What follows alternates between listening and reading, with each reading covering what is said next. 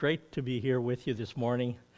First of all, I want to share my testimony of how God changed my life and how He brought us into service with a great mission and finally brought us here to a great church in, is this Summerfield or is this is actually Ocala? But it's really not Ocala, is it? You're in the county here, but not in the city, which is great. A little bit of background on my family. My mom and dad came from Ukraine, actually Western Ukraine.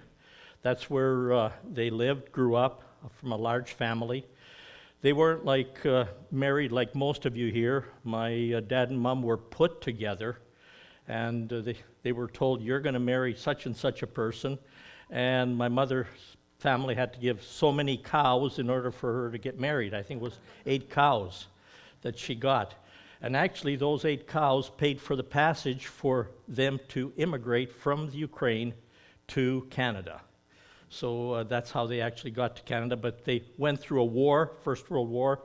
Then the Ukraine was a free country under Poland between the wars.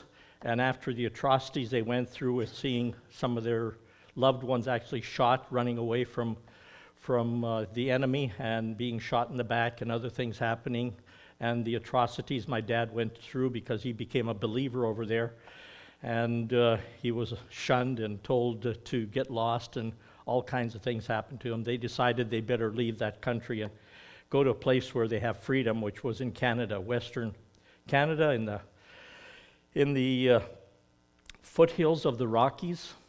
Now, if I can only get this thing to work today. There we go. It's good.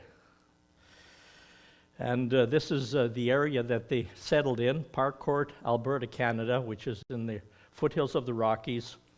Beautiful setting near one of the areas, had a big river there. I could go big game hunting when I wanted to, and I did at times, and fishing anytime you wanted to, swimming in the river that my mother didn't like me going to, but we went anyhow. Us brothers really obeyed her all the time, almost. This is the farm that I grew up on. Basically, to the left is what's left of it. The house is gone now. They have an electrical installation there now, which we didn't have then. We had running water. It was about a quarter mile down the road. We had to run down to get it, bring it back. Indoor plumbing we had to run out to the indoor plumbing, where to the bathrooms. And we moved from that straight into a city house in Edmonton, which had absolutely everything. I had fun turning on the switches for a few weeks till I finally found out that was electricity, Yeah. And this is the one-room school that I went to. Only went to grade 1 in that school. It's actually a replica that they built of the same school I went to. And this is the little Baptist church that we attended as believers. And I accepted the Lord there when I was approximately 9 years old. My dad actually, with the elders, brought a pastor to the church for about 3 years. He was there during that time. Under his preaching, I asked the Lord to come into my heart, but not at the church. I actually walked about a quarter mile to his house from our house and knelt beside the running board of an old car. Then it wasn't that old, I guess, back then, and accepted the Lord as my personal Savior. And I still remember to this day running home after that all happened and seeing my brother on top of a lumber pile that we had in our yard and telling him about Jesus Christ and his need to accept him as his personal Savior. It just felt that had to happen right away.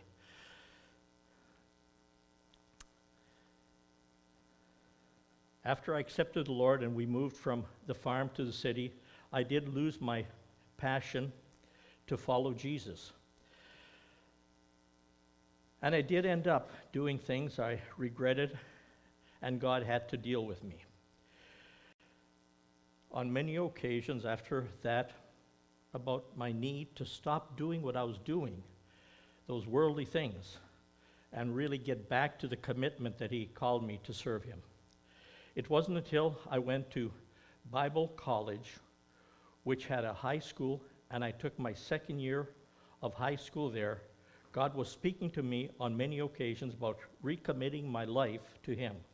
But I resisted, and finally, after that year and many challenges, I went on to finish my high school in a little town called Vegreville, Alberta, where my brother was a pastor at a Ukrainian Baptist church, which actually had services in both languages.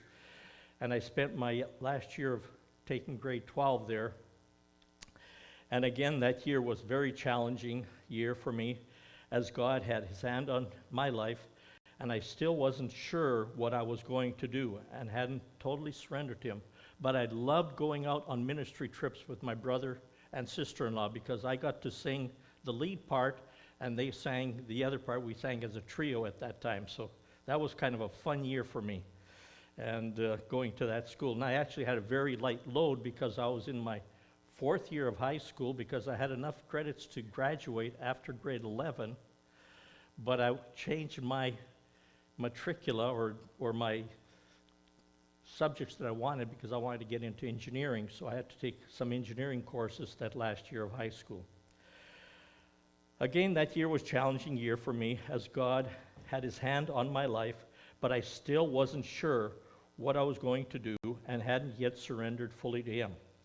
But by the end of that year, I felt that God was leading me into missions full-time. At least that is what I told Barb, who I met that summer, and told her if she wanted to go with me, she needed to be committed to go to the mission field, even though I didn't really know what that really meant for our lives.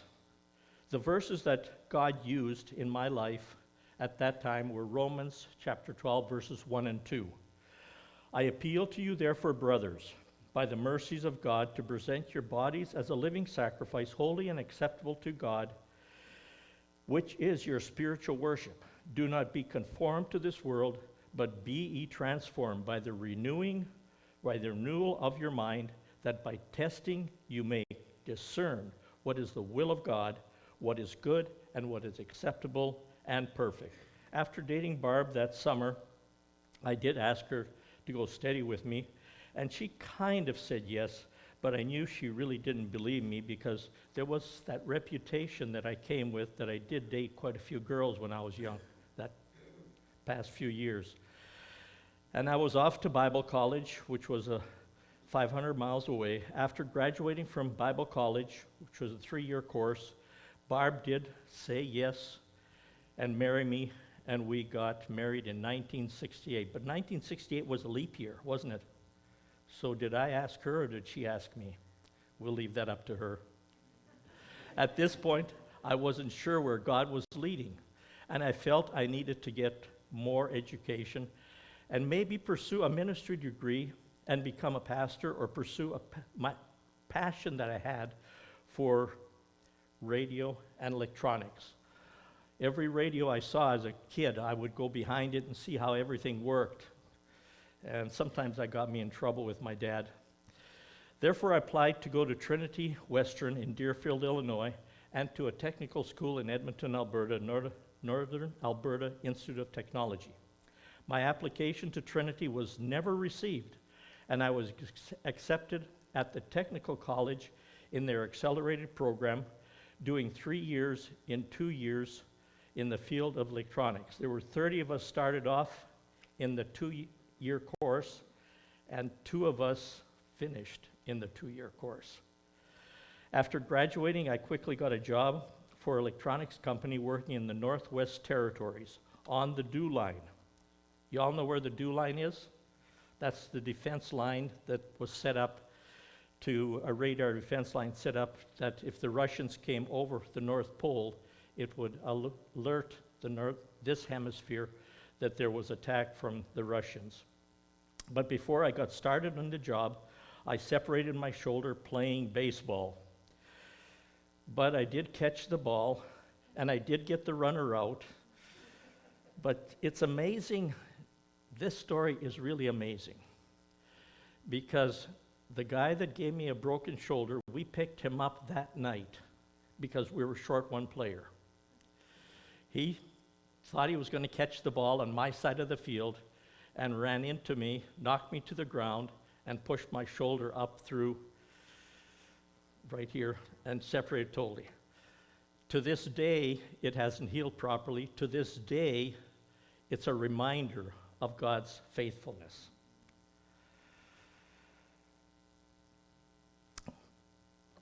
I got an infection. I spent 3 months in and out of hospital with a staph infection. By that time, I was disillusioned and told my employer to hire somebody else. I was out of my first job, just married, but fortunately living in one of my dad's apartments as the caretaker of his apartment, so I didn't have to pay rent, and Barb still had her job. As I was looking through the newspaper job ads one day, I saw a position as an audio-visual technician at the University of Alberta. I decided to go apply, not really interested in that job at all. As I went in for the interview that morning, I had no knowledge that the week before they were actually interviewing for a different job, which was a lab tech that would be helping grad students and also professors working on their doctorate degrees. And not be known to me, they interviewed me for that lab technician job, not for the audio-visual technician job. I never told them that I was there for that other job. I just smiled and said, God has really something in this.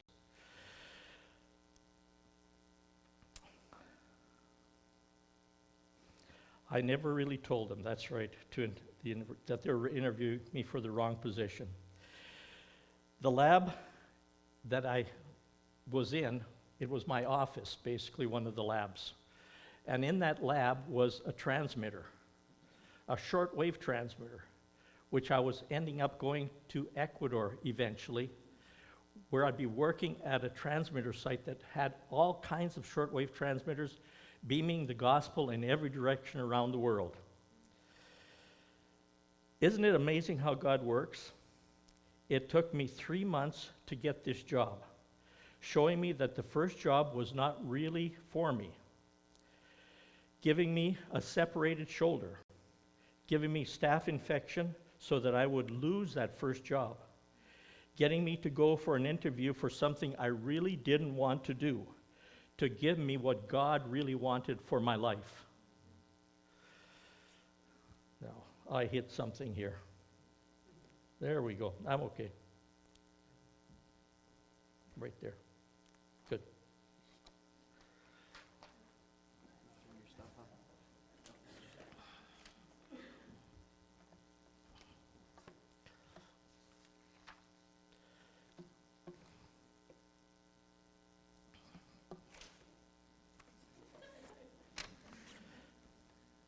Too many papers here.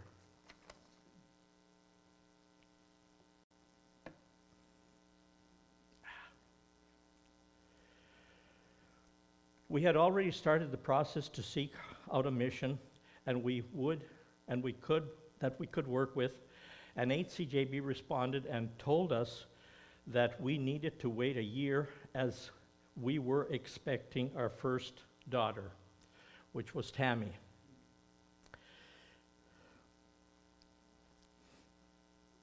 The next year, they asked us to come down for orientation, and we told them we couldn't, as we were expecting our second daughter, Pamela. Barb was 6 months pregnant at that time with Pamela, so we didn't want to fly. We decided to drive 3,000 miles each way from Edmonton to Miami and leave our 1-year-old daughter with Barb's mom and dad. Something sounds crazy here. What? Drive 3,000 miles in a 67 Mustang, no air conditioning, the hottest time of the year, and leave your 1-year-old daughter with Barb's parents who hardly have seen your child, that when you come back, your child really doesn't even want to recognize you or come to you. She has rejected her mother. Yes, we did it, and yes, we were accepted for full-time service. Now we were instructed to work as long as we could and raise enough funds to get to the mission field. That was a total amount of $500 a month and enough money for transportation and equipment to set up a house for our family in Ecuador. After the shock of all the excitement came reality, and we found that other than our desire to do this, no one else really was interested in helping us get there.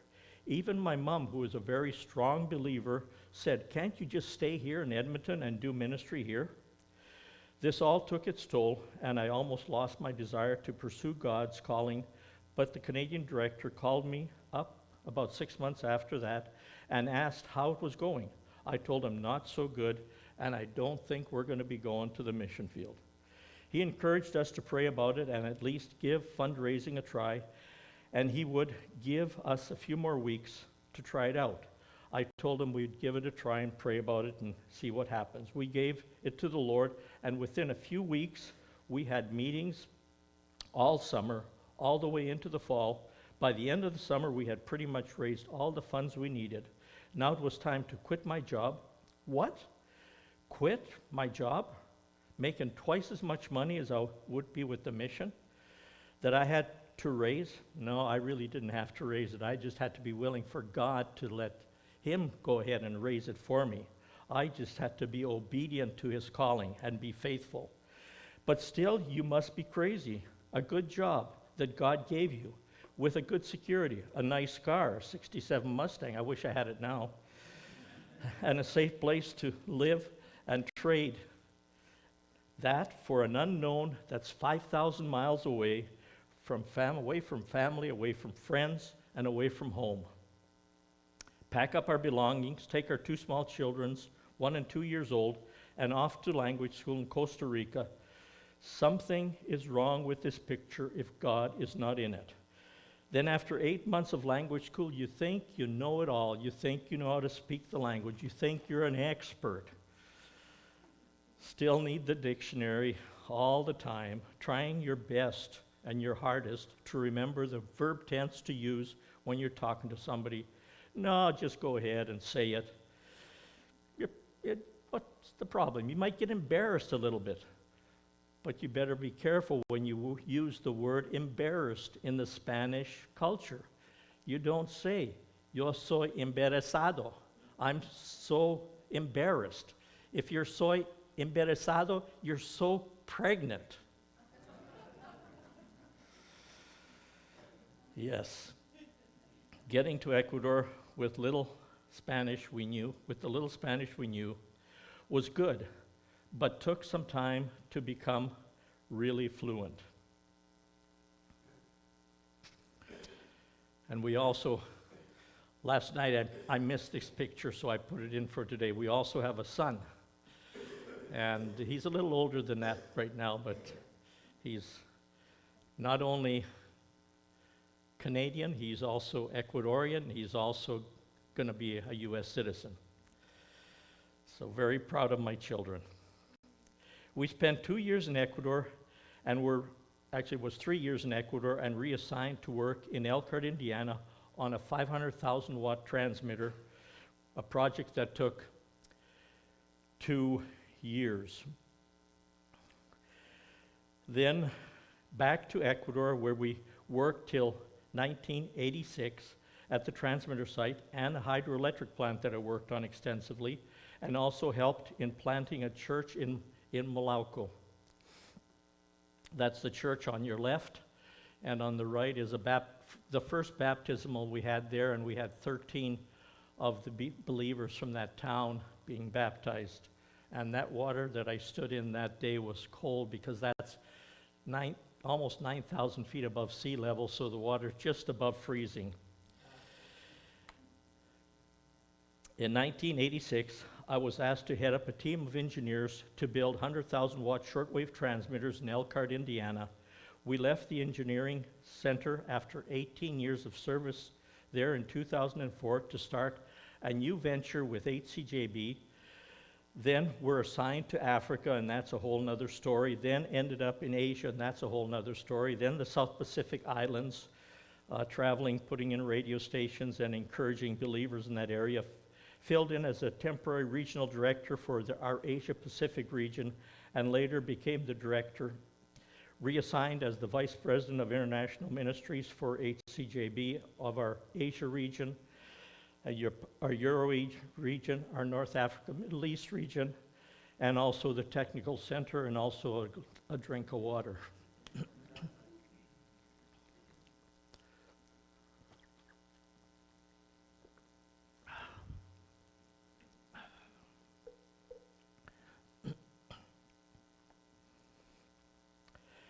After 40 years of service, stepped down and took a position as assistant to the president of Reach Beyond. Today we are very active with the mission, but are retired now. And that's a picture of the 100,000 watt transmitters that we built. We built 10 of those and sent them around the world with Trans World Radio and with HCJB, and there's still some broadcasting from our site in Australia into Asia, and the greatest effect right now is going into India with the gospel in that region. Through all of this, our mission journey, we have found God to be super faithful, beyond whatever we can think of. We also started a ministry called Radio Planting. And here I'd like to show you quickly a little whirlwind tour of just a few of the more than 500 stations and in more than 100 countries that we have had the privilege of helping in putting in these Christian radio stations.